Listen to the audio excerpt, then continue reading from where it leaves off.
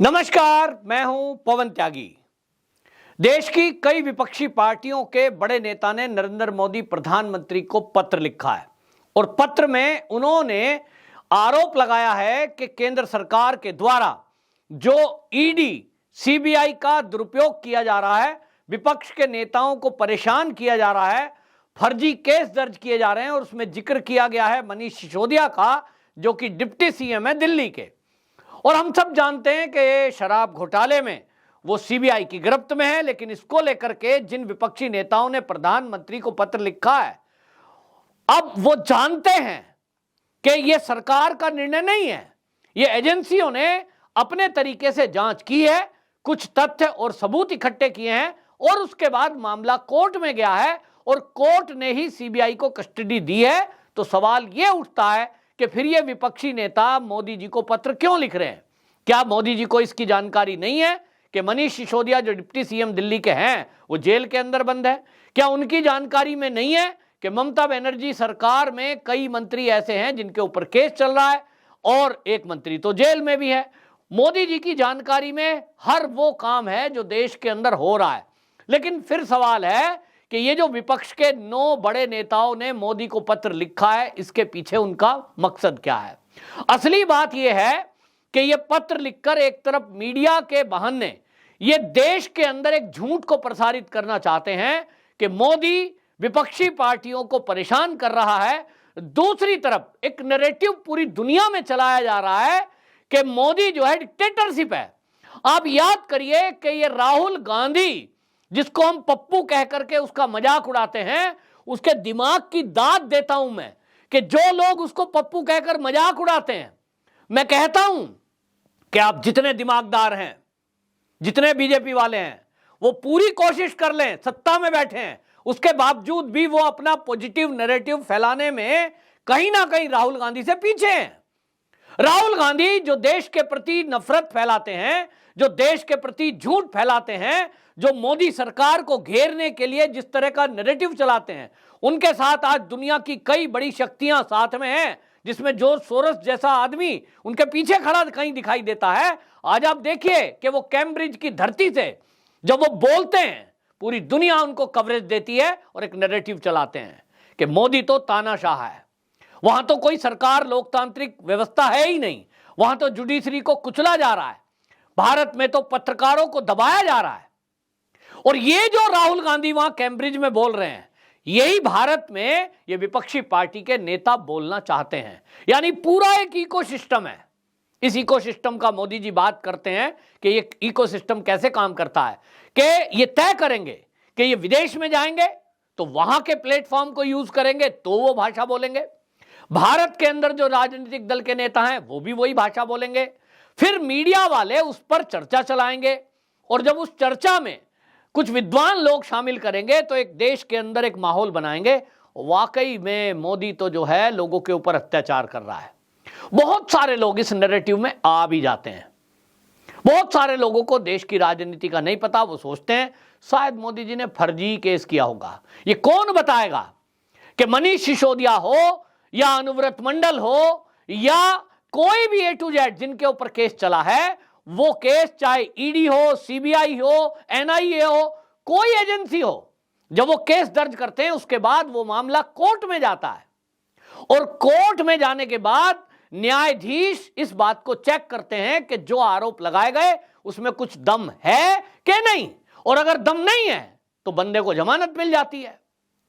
लेकिन इस झूठ को 100 बार बोलेंगे कि मोदी ने विपक्षियों को परेशान करने के लिए मोदी डर गया है और इसलिए फर्जी केस बना रहा है।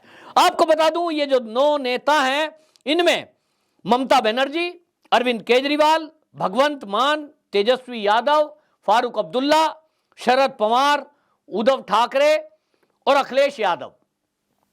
अब ये आप देखिए कैसा जुगलबंदी है कि ये जो विपक्षी नेता हैं, इसमें और संख्या बढ़ सकती है, लेकिन प्रारंभिक रूप से इन 9 नेताओं ने लिखा है। अब इसमें आप देखें, ममता बनर्जी, इनके खुद के जो मंत्री हैं, सबने देखा कि ईडी ने जब उनके घर पर रेड की तो ममता बनर्जी के शिक्षा मंत्री के ऊपर शिक्षा घोटाले में, ये और किसी ने नहीं, कलकत्ता की हाई कोर्ट ने ऑर्डर दिए थे सीबीआई को कि इसको चेक किया जाए और जो पार्थ चटर्जी है, जो शिक्षा मंत्री है, उसकी संपत्ति की जांच की जाए।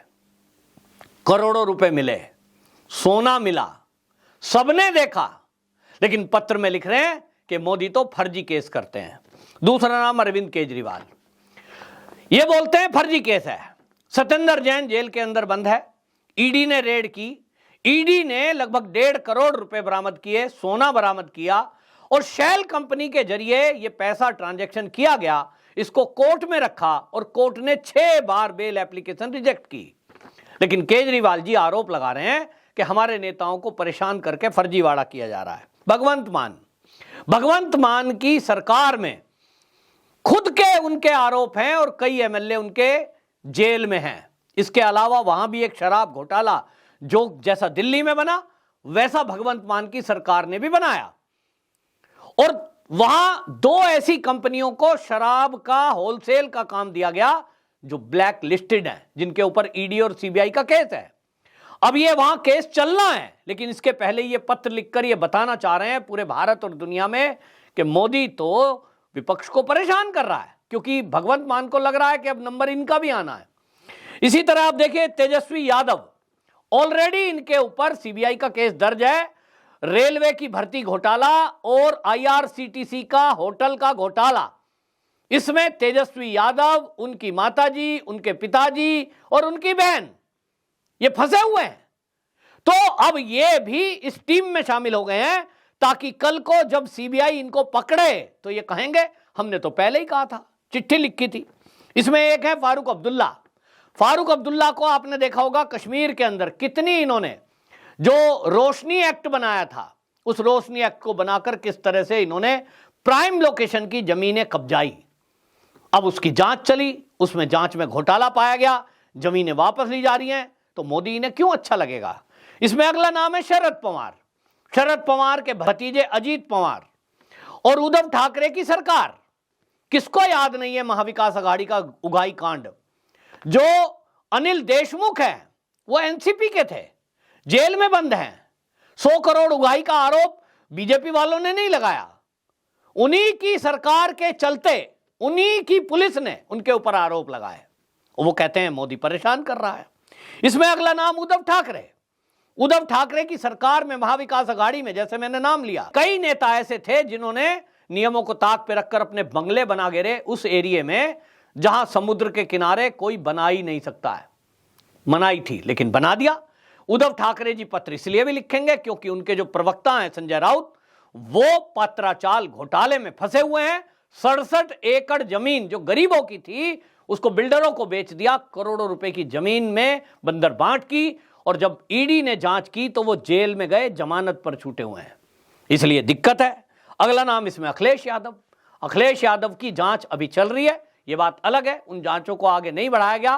बहरहाल ये कहा जा सकता है कि यदि मान लीजिए, मैं उदाहरण दे रहा हूं, मैं इन नेताओं के ऊपर नहीं बोल रहा हूं, अगर 100 गुंडे गैंगस्टर इकट्ठे हो जाएं और वो किसी थानेदार के खिलाफ एप्लीकेशन दर्ज कराएं कि साहब फलाना एसएसपी, फलाना डीएम हमारे ऊपर अत्याचार कर रहा है, तो क्या वो मान लिया जाएगा कि 100 गुंडे इकट्ठे होकर कर रहे हैं?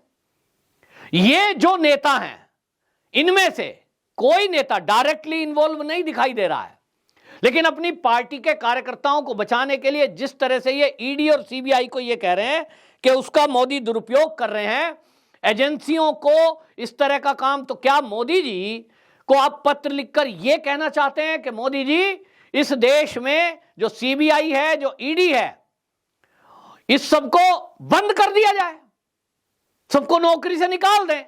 क्योंकि भाई आप कह रहे हैं कि विपक्षी नेताओं को पकड़ा है, आप कह रहे हैं कि साहब जो है दिल्ली के जो मुख्यमंत्री हैं उन्होंने विश्व स्तर का स्कूल बना दिया। तो भाई आपके पास 18 मंत्रालय है, 18 मंत्रालय में मान भी लें एक मंत्रालय में आपने काम अच्छा किया, और 17 मंत्रालय में अगर आप घोटाला करते हैं तो क्या आपको इसलिए छोड़ दिया जाए कि एक मंत्रालय में आपने काम अच्छा किया है? ये कौन सा क्राइटेरिया है भाई?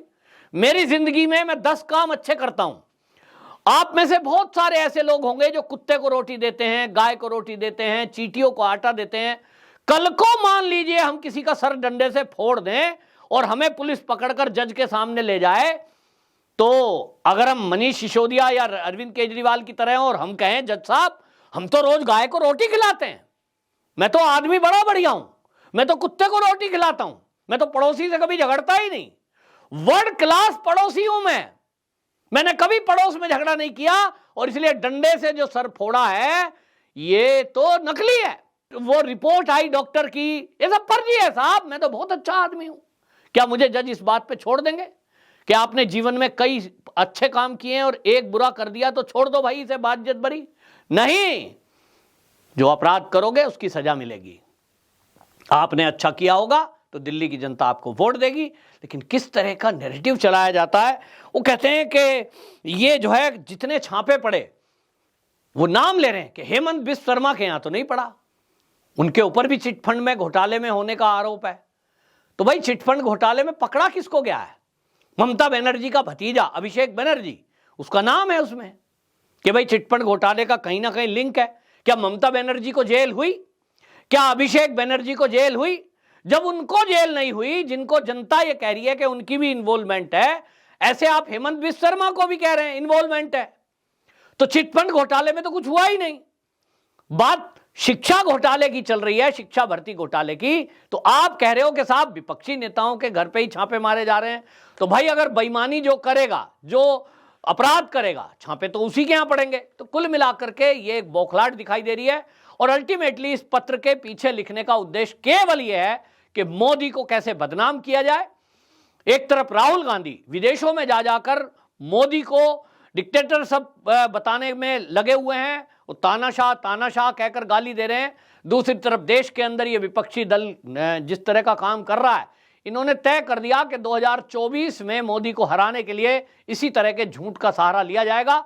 लेकिन ये भूल जाते हैं कि जब ये इस तरह की बात करते हैं तो ये कहीं ना कहीं मोदी को बदनाम करने के लिए जो नैरेटिव चला रहे हैं, इससे देश की भी बदनामी होती है और देश की एजेंसियां, उनका मनोबल डाउन होता है, क्योंकि जो ईमानदारी से अफसर काम कर रहे हैं उनको लगता है कि हम तो किसी का पक्षपात ले नहीं रहे, फिर भी एजेंसियों पर सवाल उठाया जा रहा है, आखिरकार क्यों? आप भी इसके बारे में काम कर सकते हैं और लोगों को जागरूक करें कि ये जो विपक्षी नेता हैं बौखलाए हुए हैं, केंद्र कार्रवाई कर रही है तो इनको लगता है कि ये नेता हैं बड़ी पार्टी के, इसलिए छोड़ देना चाहिए। ये नैरेटिव चला रहे हैं, तो आम जनता का फर्ज बनता है कि वो सच्चाई जनता तक पहुंचाए। आपका क्या कहना है इस बारे में? कमेंट बॉक्स में जरूर लिखें। वंदे मातरम।